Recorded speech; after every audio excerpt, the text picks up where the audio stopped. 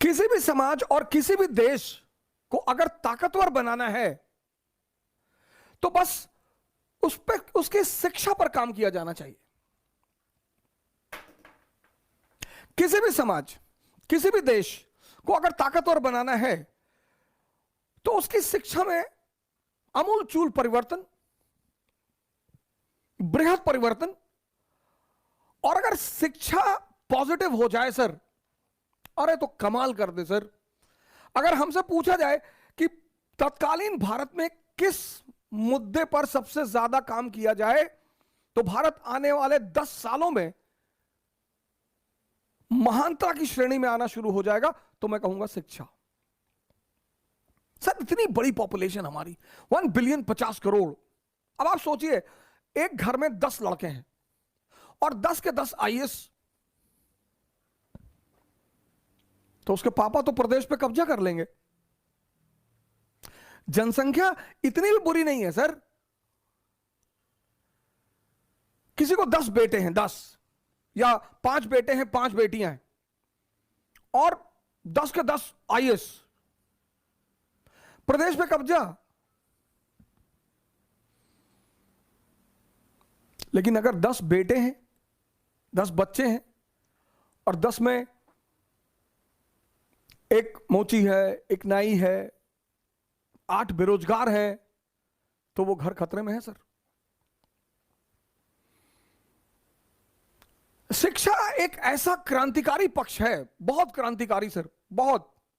और भारत में जो शिक्षा की शुरुआत है, जो शिक्षा को महान योगदान है, वो बुद्धिस्टों का है सर। तक्षशिला विश्वविद्यालय,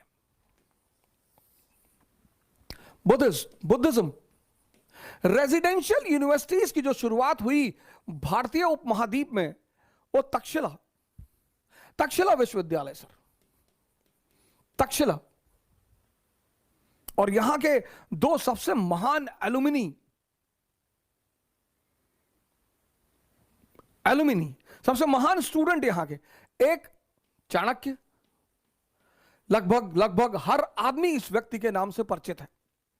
और कभी आप इनके दर्शन को पढ़ें, इनके ग्रंथ को पढ़ें, तो एक विद्वान के साथ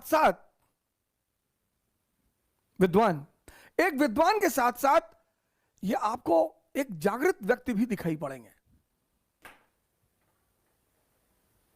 मेगास्थनीज चाणक्य से मिलने गया।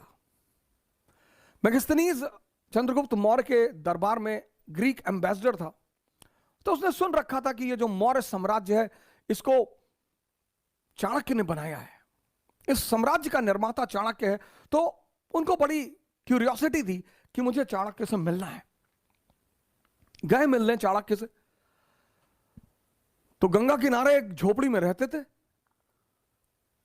पता चला कि साहब वो जो यवनों के राजदूत हैं, ग्रीक राजदूत हैं, वो आपसे मिलना चाहते हैं। हाँ, बोले बुलाइए। झोपड़ी में, इतने बड़े साम्राज्य का निर्माता वो झोपड़ी में रह रहा है। और जब मेगास्थनीज ने अंदर प्रवेश किया तो एक लैंप जल रहा था, वो उन्होंने बुझा दिया, दूसरा लैंप जलाया।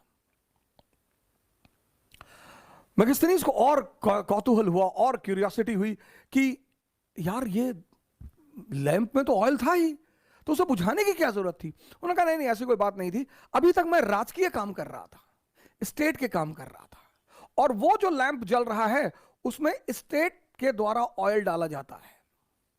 लेकिन ये जो हमारी आपकी मुलाकात है, ये व्यक्तिगत मुलाकात है। तो ये जो दूसरा लैंप है, इसमें मेरी आय से तेल डाला जा रहा है। तो जब मैं अपना काम कर रहा हूं तो स्टेट के लैंप को क्यों यूज करूंगा। तब जलवा था भारत का सर। तब पूरे महाद्वीप में भारत का डंका बजता था। मौर्य साम्राज्य,